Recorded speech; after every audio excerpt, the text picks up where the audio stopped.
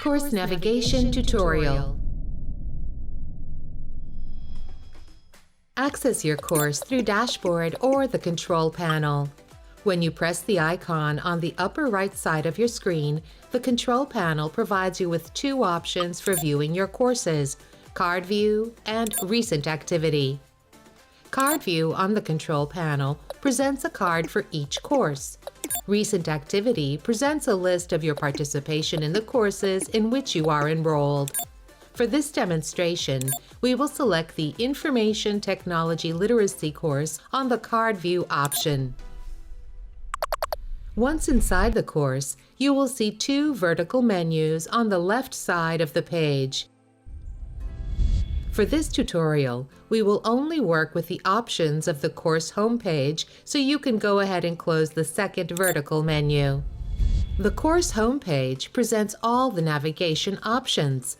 When you press a button, you will have access to that particular section.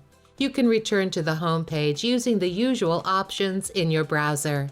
Let's begin exploring the tools in the course. Notice that under the banner, there are several icons.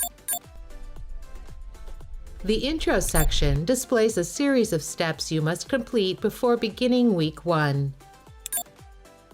In the Announcements section, you will see the communication from your professor regarding recent developments in the course. The Syllabus icon directs you to the primary components of the study program or course plan, which includes the description, objectives, topics to be discussed, evaluation criteria, and the course activities. The book is a link that directs you to the website where you can buy or access the course textbook. By accessing the Grades section, you will be able to view your academic progress, as well as comments from the professor regarding your assignments.